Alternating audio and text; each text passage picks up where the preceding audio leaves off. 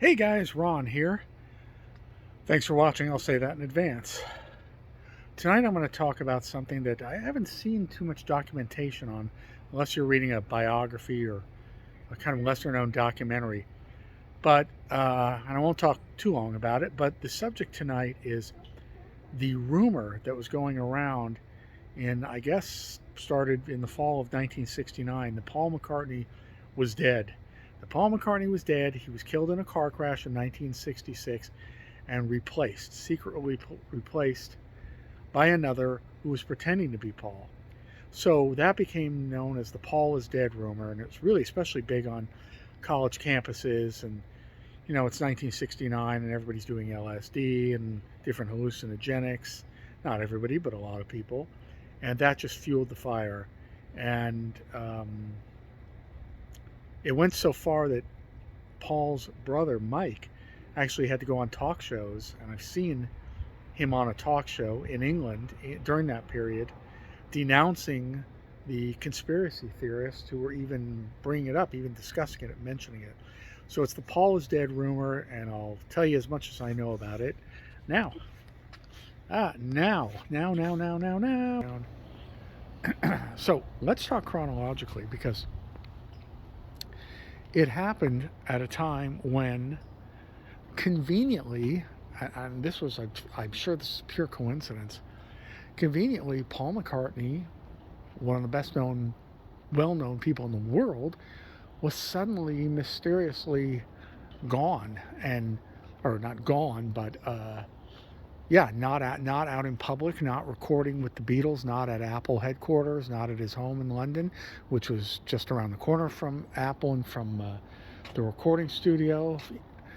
He was just out of sight, and nobody quite knew where he was. And remember, for those of you youngsters, in 1969, social media was not even a fantasy yet.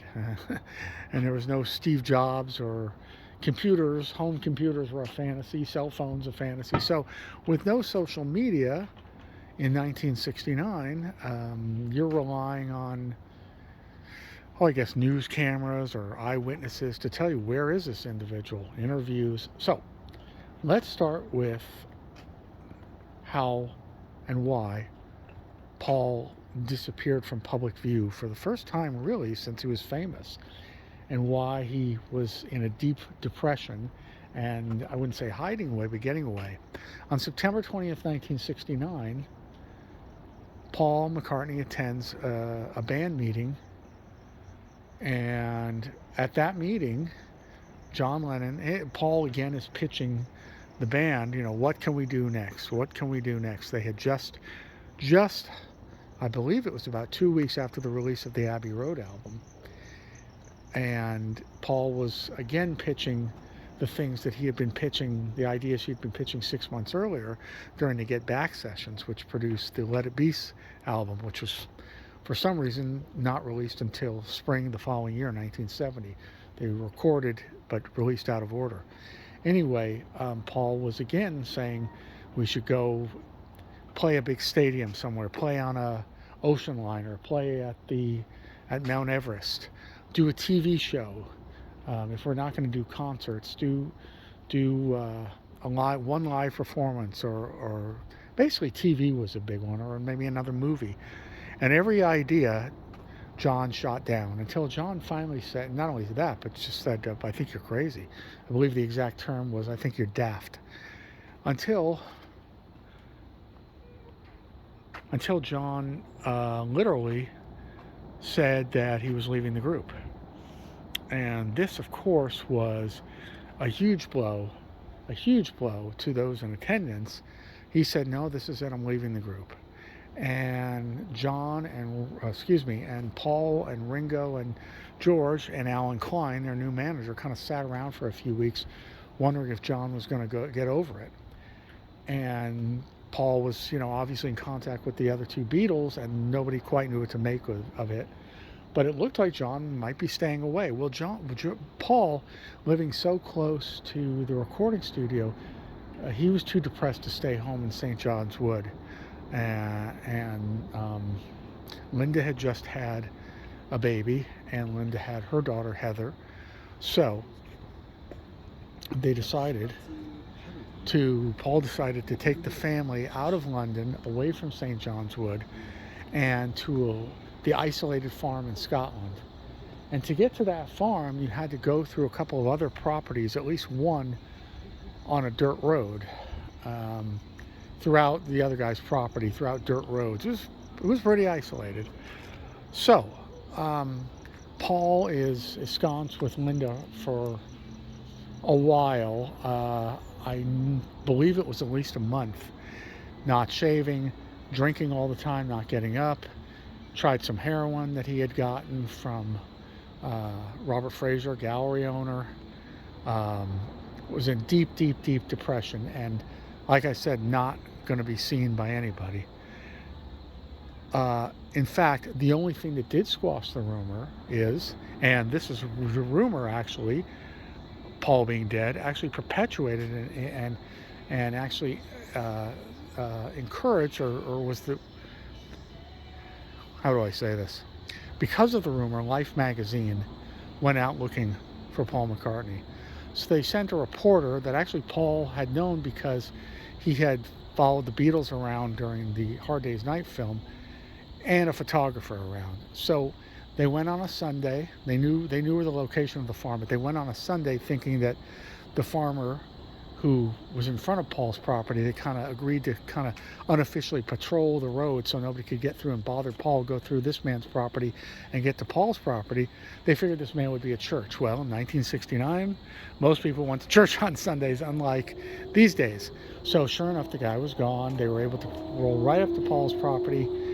And when they got to the door, Paul was so furious they had found him, he literally picked up a bucket of slop from the farm and he winged it at Terrence, the reporter and the photographer. And they actually got a shot, supposedly, of the slop going through the air. Paul was beat-faced with anger. I think he even took a swing at him.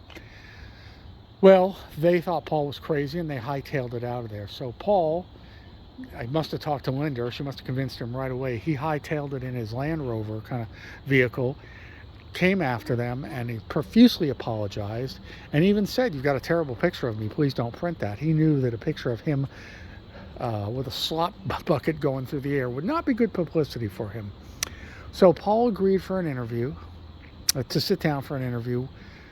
They took a picture of the family, and Paul agreed to let them use some of Linda's photographs, because remember, Linda was a photographer as well.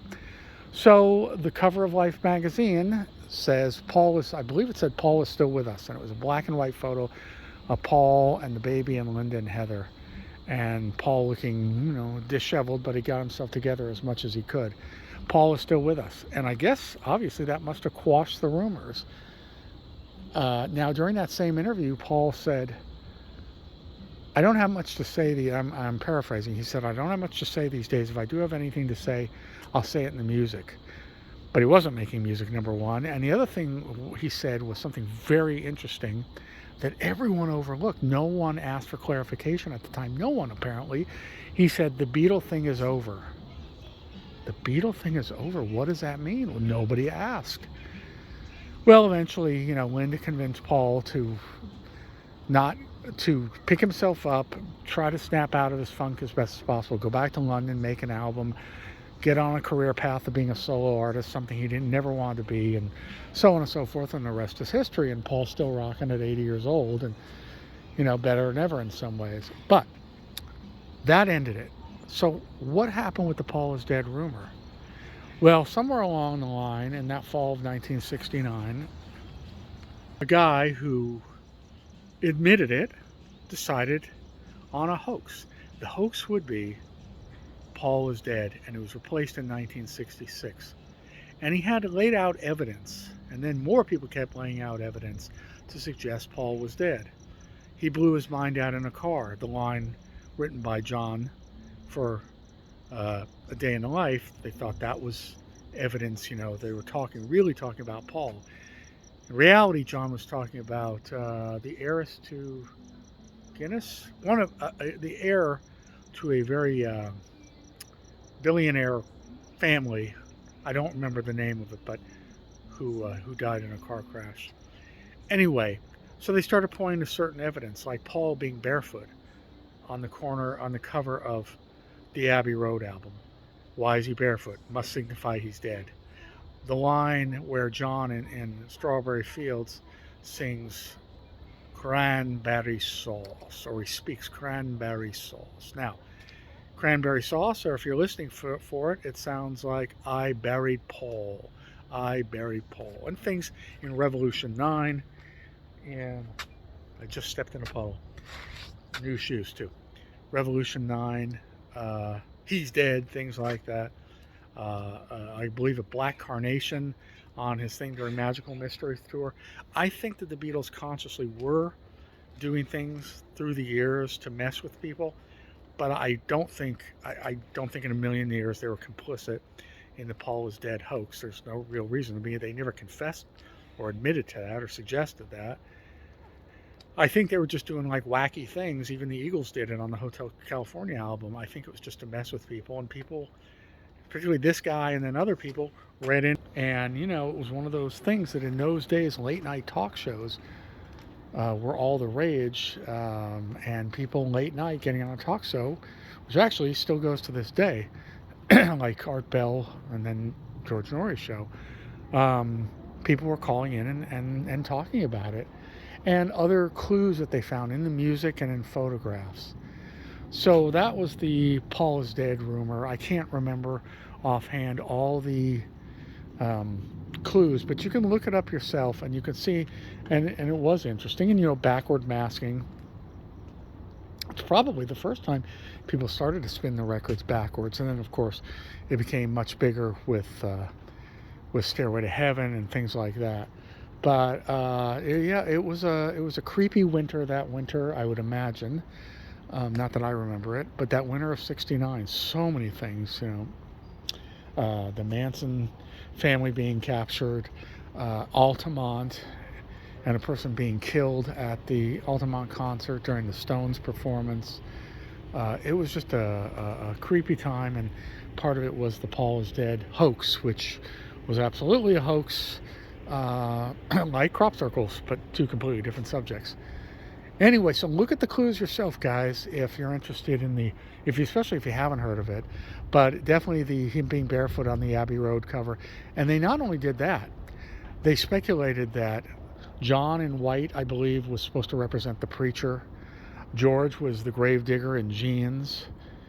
And Ringo was in a suit too. I don't remember what Ringo was supposed to be. And Paul barefoot, signifying that he was dead.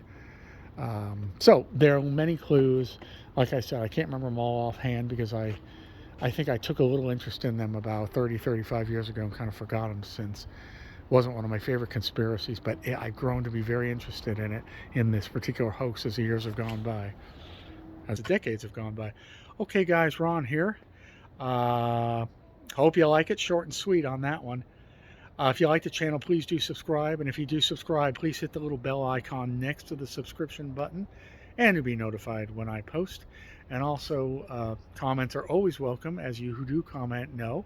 And please give the channel likes, because that moves the algorithm through. And I don't want to sound greedy, but I'm still only making pennies on my channel, folks, literally pennies. And it would be nice if I can make enough to at least provide 1 tank of gas for these various places I go to and record for you. So tell your friends, watch the videos, give me likes, support me. I'd really appreciate it. Feel free to comment, and as many of you do, give me suggestions if you'd like, as with other topics to talk about, or homes or places to visit in the Southern California area, and give me as much information as you can, and I'll research it. And I've done it before. Some of my people can tell you, my followers can tell you, I have taken suggestions, and there's some really great ones. All right, guys, Ron here, out for now. We'll talk to you at the next location. Thank you. Bye-bye.